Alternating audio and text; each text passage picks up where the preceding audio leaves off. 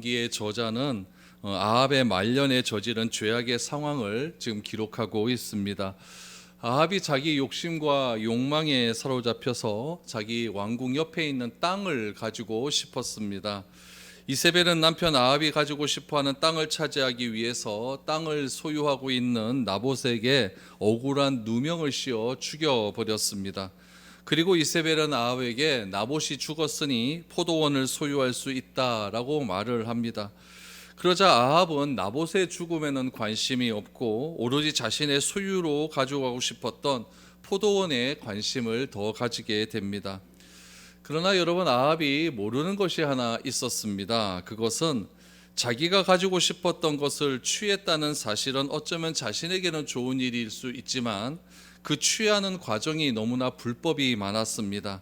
하나님의 심판이 기다리고 있다라는 사실을 아합은 꿈에도 알지 못했습니다. 하나님께서는 아합과 이세벨이 행한 이 일에 대한 심판을 하나님께서는 디셉 사람 엘리야에게 말씀을 하십니다. 그럼 여기서 우리가 의문이 하나 듭니다. 그 의문은 무엇이냐면은 하나님께서 아합을 심판하기로 결정하셨다면 미리 하셨으면 좋을 것 아니겠습니까? 아합이 그렇게 우상을 숭배하고 하나님의 전에 그렇게 패악을 감안했다고 한다면 미리 하나님께서 갈멜산에서 엘리야에게 모든 것들을 패배하였을 때 그때 아합에게 심판을 내렸다고 한다면 죄 없는 나봇은 죽지 않아도 되는 것 아니겠습니까? 근데 하나님께서는 왜 나봇이라고 하는 사람을 죽이고 그 죽음 이후에 하나님께서 엘리야에게 말씀하셔서 이 아합을 심판하게 하시는가? 이런 생각이 우리 마음 가운데 들 수도 있습니다. 공의의 하나님이라고 한다면 하나님께서 그 공의를 이 불의한 세상 가운데 빨리 하나님께서 내려주시어서 심판하심으로 하나님의 공의가 이 땅 가운데 많이 일어날 수 있도록 그렇게 허락하시면 좋을 것 같은데, 이제 와서 하나님께서 나봇이 죽고 난 다음에 이런 행동을 하시니 우리 마음 가운데 하나님에 대한 갈등이 일어나는 것은 너무나 당연하게 된다는 것입니다. 그러나 우리가 분명히 기억해야 될 것은 지금 제가 말씀드린 이런 변명들은 다 제 생각입니다. 우리 인간들의 생각이겠죠. 인간의 생각은 어떠냐? 내 생각과 내 때에 하나님께서 이렇게 심판하시면 좋겠다라고 생각을 하지만 하나님께서는 하나님의 때에 하나님의 방법으로 하나님의 뜻에 의해서 그때 심판하시는 것이 더 낫다라고 하는 판단을 가지고 계십니다. 그러면은 여러분, 내 생각이 옳겠습니까? 하나님의 생각이 옳겠습니까? 나의 생각은 항상 무엇에 기준하냐면은 내 생각에 내 정의로움에 기준하고 있습니다. 그 사람이 나와 또 친분이 있고 또 어떤 사람이 나와 좋은 관계를 유지하고 있다고 한다면 그 사람에게 여러분 하나님의 심판이 내리는 것은 별로 그렇게 원하지는 않습니다.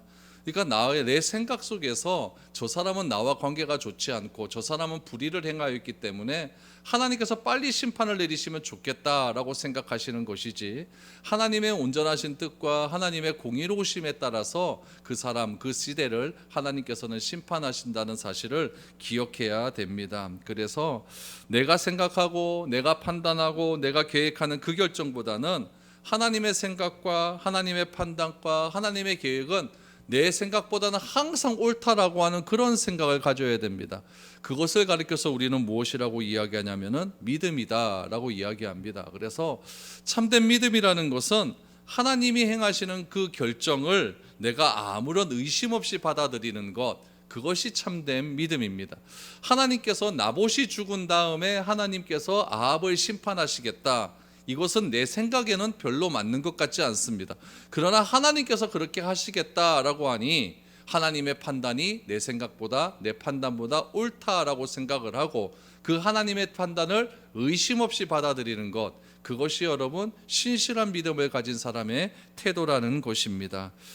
그래서 오늘 본문 말씀 속에서도 하나님은 이러한 갈등 속에서 하나님은 엘리야에게 말씀을 하시죠. 그래서 내가 엘리야에게 말씀하실 때에 아합에게 가서 심판의 메시지를 전해라 라고 말씀을 하십니다. 그러면 그 심판의 메시지가 어떤 메시지였느냐? 오늘 본문에 우리 엘리야를 통한 하나님의 심판의 메시지가 증거되기 시작을 합니다. 우리 17절 18절 말씀을 보시죠. 여호와의 말씀이 디셉 사람 엘리야에게 임하여 이르시되 너는 일어나 내려가서 사마리아에 있는 이스라엘의 아합 왕을 만나라. 그가 나봇의 포도원을 차지하러 그리로 내려갔나니라고 말합니다. 이세벨의 계획대로 나봇은 죽었습니다. 아합은 소원대로 가지고 싶었던 포도원을 소유하게 되었습니다.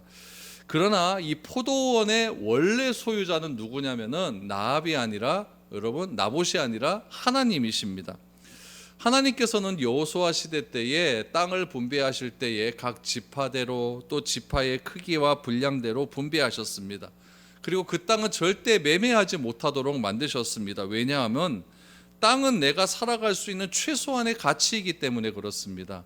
어려운 경제적인 상황이 온다 할지라도 땅이 있으면 그곳에서 우리가 씨앗을 심고 열매를 거두어서 최소한의 먹고 살 수 있는 최소한의 기본적인 그런 수급은 되기 때문에 하나님은 절대로 땅을 팔지 못하도록 하셨던 것입니다. 이런 이유로 나봇은 아합의 요구를 거절했죠. 이 땅은 하나님께서 절대 팔지 말라고 하셨다라고 했지만은 아합은 하나님께서 땅을 팔지 말아야 한다라고 하는 그 사실을 알았기 때문에 결국 자기 뜻대로 행할 수 없다는 사실을 깨닫고 결국 그 방에 누워버리는 것 아니겠습니까? 그거 누워버리는 아합을 보고 이세벨이 이 나봇을 죽이고 그 땅을 차지하게 되었다는 것입니다. 그래서 하나님은 엘리야에게 아합에게 하실 말씀을 명령하게 됩니다. 이제 아합이 나봇의 땅을 취하기 위해서 내려갔었을 때에 하나님께서 말씀을 하신다라는 이야기죠. 19절 말씀을 보시죠. 너는 그에게 말하 이르기를 여호와의 말씀이 내가 죽이고 또 빼앗았느냐고 하셨다 하고 또 그에게 이르기를 여호와의 말씀이 개들이 나봇의 피를 핥는 곳에서 개들이 내 피 곧 내 몸의 피도 핥으리라 하셨다 하라라고 말합니다. 하나님께서 엘리야에게 하신 말씀은 무엇이냐면 19절 초반부에 보니까 이렇게 나와요. 내가 죽이고 또 빼앗았느냐 이 말씀입니다. 내가 죽이고 또 빼앗았느냐 이 말이 중요하죠. 여러분 왜 이 말이 중요하냐면은 하나님 나봇을 죽인 사람은 아합이 아니에요. 아합이 아니라 이세벨이 죽였거든요. 이세벨이 죽여서 그 땅을 빼앗은 것이지 아합이 죽이고 빼앗은 것은 아닙니다. 그런데 하나님께서 엘리야를 통해서 아합에게 뭐라고 말씀하셨냐면은 아합 네가 나봇을 죽이고 아합 네가 나봇의 땅을 빼앗았다라고 그렇게 말씀을 하신 겁니다. 무슨 의미입니까? 하나님께서 이 모든 책임을 누구에게 묻냐면은 실행하고 계획한 이세벨에게 묻는 것이 아니라 그 이세벨이 실행하고 계획할 수 있도록 원인을 제공한 아합에게 물으시고 있다는 겁니다. 그래서 아합에게 뭐라고 말씀하셨냐? 네가 죽이고 네가 빼앗았다라고 분명하게 말씀을 하고 있는 것이죠. 그러니까 이세벨이 실행을 행할 때에 그 실행을 방치했고 일이 벌어진 이후에도 아무런 문제를 제기하지 않았고 오로지 아합의 마음 가운데는 포도원을 차지하고 싶은 욕망만 가득 찼다. 그 이유 때문에 죄 없는 나봇이 죽었다라고 하는 사실을 하나님께서 아합에게 분명하게 말씀하신 것이죠. 네가 죽이고 네가 빼앗았다라고 말씀을 하고 있는 것이죠. 그래서 여러분 성경에 보면 이러한 일들에 대해서 이렇게 표현을 합니다. 여러분 욥기 34장 21절 22절 말씀에 보면 이런 말씀이 있어요. 그는 사람의 길을 주목하시며 사람의 모든 걸음을 감찰하시나니 하나님이 그렇다는 이야기죠. 행악자는 악을 행하는 자들이죠. 숨을 만한 흑암이나 사망의 그늘이 없다고 그렇게 말씀하고 있습니다. 그러니까 하나님께서는 사람의 모든 길을 주목하고 계시고 사람의 모든 걸음을 감찰하시는 그런 하나님이기 때문에 악을 행하는 자가 숨을 만한 흑암이나 사망의 그늘은 이 세상에 존재할 수가 없다라고 말씀하고 있는 것이죠. 여러분 나봇이 죽은 이유는 누구 때문입니까? 아합의 욕망 때문입니다. 그래서 하나님은 엘리야에게 말씀하시면서 나봇 네가 나합을 죽였고 네가 나합의 땅을 나봇의 땅을 빼앗았다라고 말씀을 하고 있습니다. 그럼 여러분 아합의 입장을 한번 생각해 보죠. 아합은 포도원을 가지고 싶었잖아요. 근데 포도원이 자기의 소유가 되었어요. 그럼 기쁠까요? 안 기쁠까요? 일단 기쁜 거죠. 그렇죠? 이 나봇이 그 땅을 소유했다라고 하는 그 기쁨에 앞서서 먼저 왜 이 땅이 나에게 오게 되었을까? 그 과정을 생각해 보면은 나봇이 죽었기 때문에 그 땅이 자기의 소유가 된 것 아니겠습니까? 그러면 아합이 나봇 한 사람이, 죄 없는 나봇이 땅을 갖고 싶어하는 나의 욕심 때문에 나봇이 죽었다라고 한다면 이 아합이 정상적인 사람 같으면 애통하는 것이 맞죠. 아무런 이유 없이 사람 하나가 죽었는데 자기가 그 다스리는 백성이 하나 땅 때문에 죽었는데 그렇게 애통해하고 내가 잘못했구나라고 뉘우치는 것이 맞는데, 여러분 이거 나봇이 그냥 그렇게 죽었다 할지라도 이 아합은 어떻게 생각했느냐? 이 포도원이 내 것이 되었으니까 기쁨을 감추지 못한다는 이야기죠. 그때 누가 나타납니까? 엘리야가 나타나는 거예요. 엘리야가 나타나갖고 하나님께서 말씀하시는 그 말씀을 아합에게 말하기 시작합니다. 근데 여러분 보세요. 지금까지 19절까지의 말씀은 하나님이 엘리야에게 하신 말씀이에요. 그러니까 엘리야가 아직까지 아합에게 하신 말씀은 아니라는 이야기죠. 그러면 이런 말씀을 했으니까 이제 엘리야는 아합에게 가서 그 말을 전해야 되는 겁니다. 아합이 어디 있느냐? 포도원에 있어요. 지금 범죄의 현장 아닙니까? 그 현장에 있어요. 그때 누가 나타났느냐? 엘리야가 나타나는 거예요. 아합은 항상 엘리야에게 어떤 생각을 가지고 있냐면은 저 선지자는 꼭 내가 무엇인가 찜찜하고 무엇인가 죄를 지으는 그 현장에만 나타난다는 거죠. 그러니까 아합은 엘리야가 굉장히 겁이 나는 존재고 저 사람 또 나에게 무슨 말을 하려고 나타났느냐, 뭐 이런 생각으로 가득 차 있는 사람이거든요. 아합이 포도원을 자기가 것으로 소유하게 돼서 너무너무 기쁜 나머지 거기서 막 고함을 지르고 이제 이 땅이 내 것이 되었다라고 기쁨에 즐거워하고 있을 때 갑자기 엘리야가 나타납니다. 엘리야가 나타나자 이 아합이 엘리야에게 욕을 하기 시작합니다. 어떻게 욕을 하는가? 20절 21절을 보시죠. 아합이 엘리야에게 이르되 내 대적자여 내가 나를 찾았느냐? 대답하되 내가 찾았노라.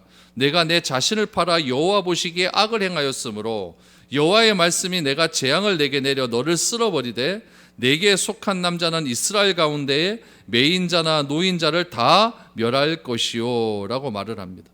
여러분 하나님의 선지자 엘리야에게 뭐라고 이야기하냐면은 내 대적자라고 말합니다. 내 대적자. 무슨 말입니까? 자기가 행하는 일에 사사건건 방해를 하는 사람이 누구냐? 엘리야라는 이야기예요. 그러니까 이 아합이 엘리야를 보자마자 내 대적자여 네가 나를 지금 찾고 있느냐라고 말을 하면서 엘리야를 향하여 계속해서 욕을 하기 시작을 하는 것이죠. 하나님의 선지자를 향하여 대적자여라고 말을 하는 것은 평상시에 아합이 엘리야를 향하여 가지고 있는 생각인 겁니다.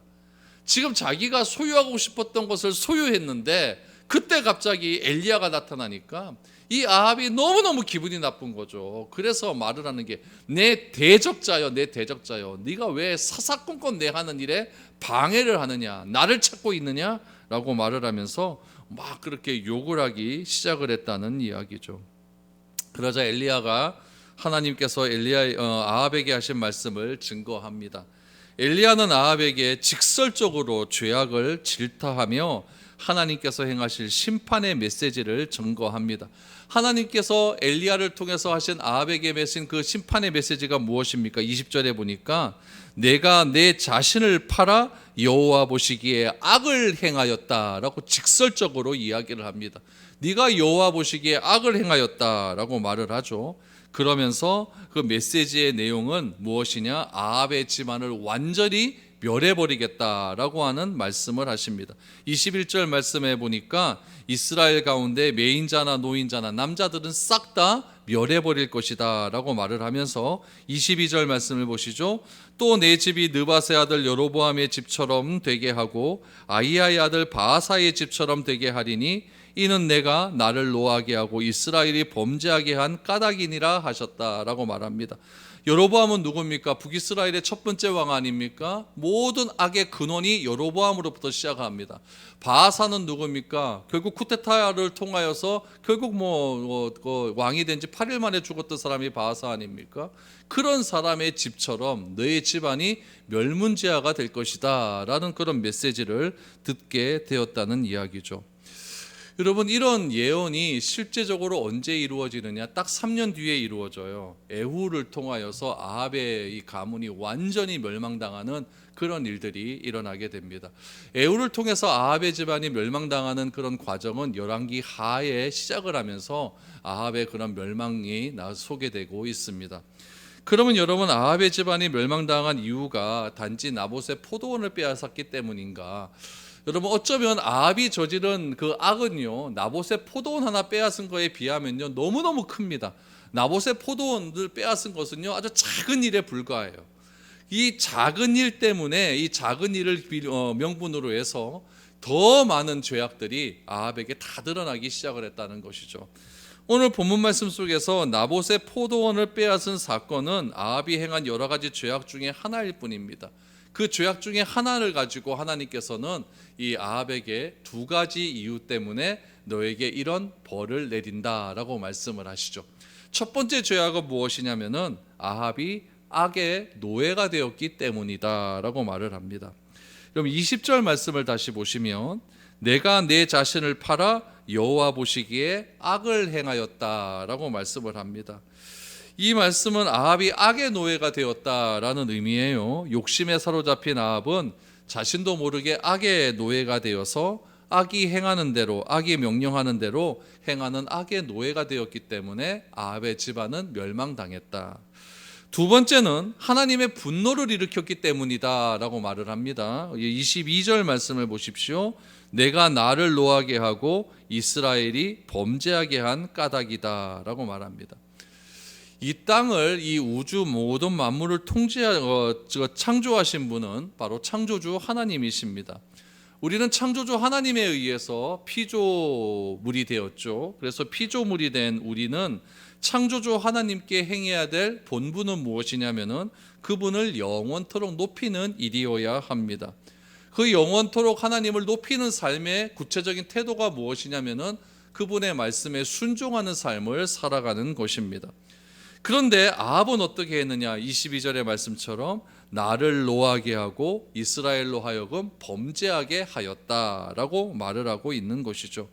하나님을 노하게 하였다라고 하는 것은 하나님의 말씀을 대하는 아합의 태도가 잘못되었다라는 뜻입니다.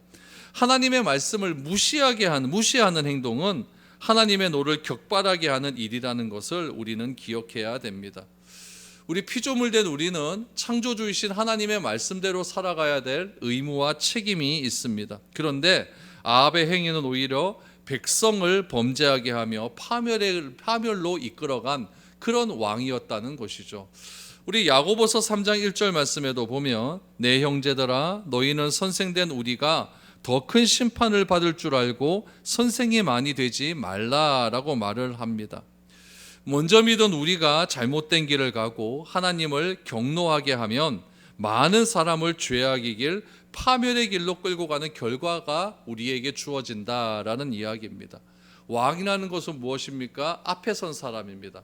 그 앞에 선 사람이 바르게 하나님 말씀에 순종을 해야 뒤를 따라가는 백성들이 왕의 태도를 보고 하나님 말씀에 순종할 것인데, 오히려 왕이 악을 행하고 악의 노예가 되어서 하나님의 말씀에 불순종하게 되어 버리니까 결국 이스라엘 또한 범죄하게 되는 그런 일이 있었기 때문에 하나님은 이런 죄악을 범한 아합을 그대로 두시지 않았다라는 사실이죠.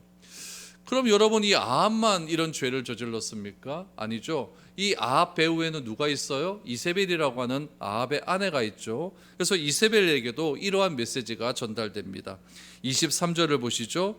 이세벨에게 대하여도 여호와께서 말씀하여 이르시되 개들이 이스라엘 성읍 곁에서 이세벨을 먹을지라. 이세벨은 어떻게 죽냐면은 아합이 죽습니다. 아합이 죽은 뒤에 하나님의 말씀이 성취가 되거든요. 이세벨은 신하들의 손에 창밖으로 던져져서 그의 시체를 개들이 먹음으로 머리뼈와 팔과 다리뼈 빼고 개들이 다 이세벨의 살들을 다 먹어버려서 그렇게 죽여버립니다. 그러니까 그것도 한 3년 뒤에 일어나는 일이라는 이야기죠. 그래서 24절 25절에 보니까 아합에게 속한 자로서 성읍에서 죽은 자는 개들이 먹고 들에서 죽은 자는 공중에 새가 먹으리라고 하셨느니라 라고 말을 하면서 예로부터 아합과 같이 그 자신을 팔아 여호와 앞에서 악을 행할 자가 없음은 그를 그의 아내 이세벨이 충동하였음이라. 그가 여호와께서 이스라엘 자손 앞에서도 쫓아내신 아모리 사람의 모든 행함같이 우상에게 복종하여 심히 가증하게 행하였더라라고 말합니다. 여러분, 여기서 중요한 것은 무엇이냐면 25절 하반절에 보니까 그를 그의 아내 이세벨이 충동했다라고 말을 합니다.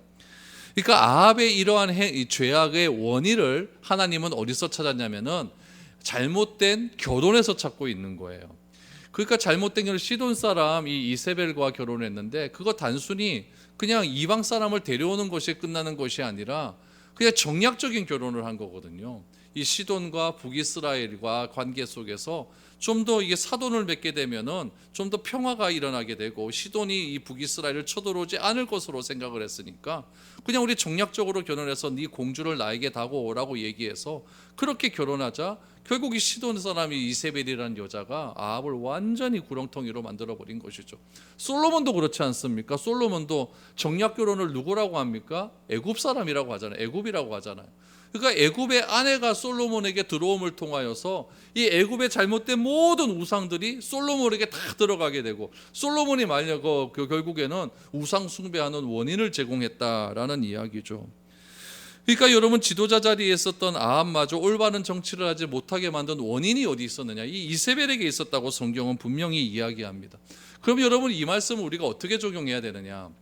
여러분, 믿지 않는 사람과 우리가 가까이 하면 안 되느냐? 여러분, 이렇게 생각할 수가 있어요. 좀 그렇지는 않습니다. 여러분, 믿지 않는 사람, 하나님을 모르는 사람과 가까이 하는 것을 우리는 늘 조심해야 된다는 이야기죠.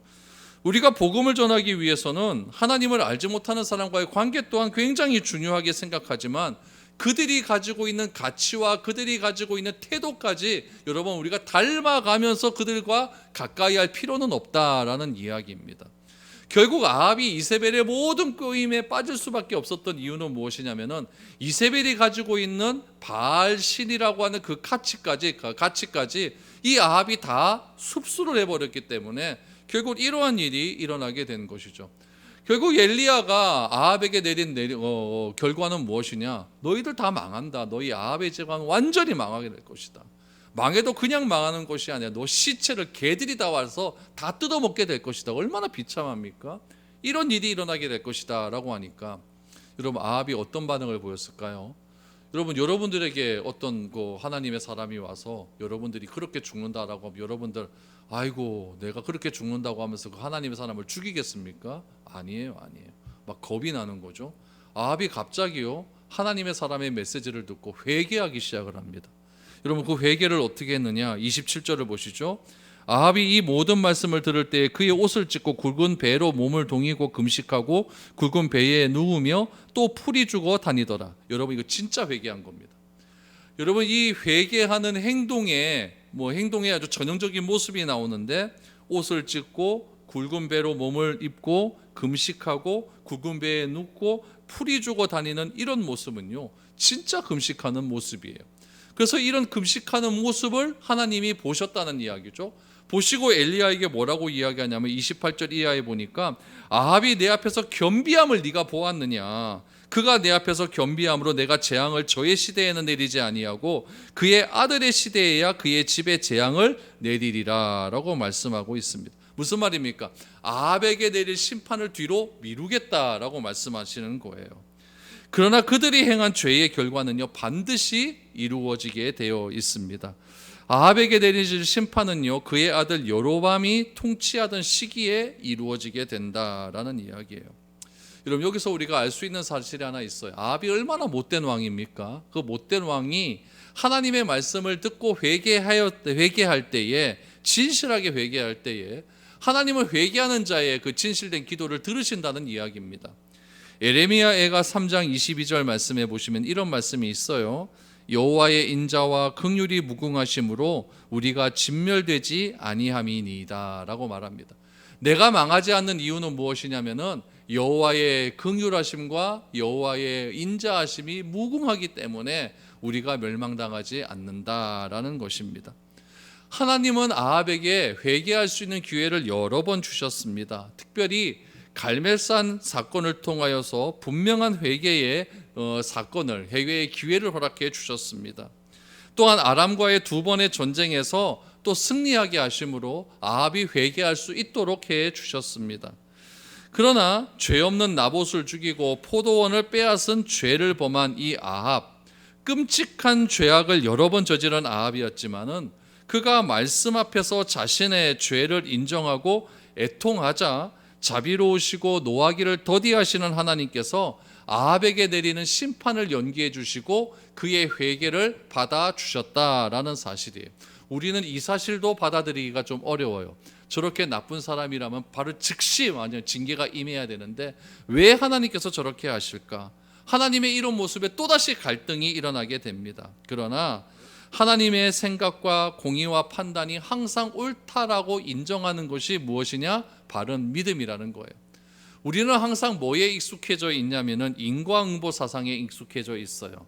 저 사람은 착하고 저 사람은 나쁘다. 그래서 착한 사람은 복을 받고 나쁜 사람은 벌을 받아야 된다라고 하는 이런 생각에 굉장히 익숙해져 있습니다. 그래서 욥기에도 보면 욥과 세 친구들이 계속해서 논쟁하는 이유가 뭐냐면은 욥은 잘못이 없다고 하는데 이 세 친구는 욥 네가 잘못을 했기 때문에 이런 벌이 일어나는 것이 아니냐, 인과응보 사상을 계속해서 말을 하고 있거든요.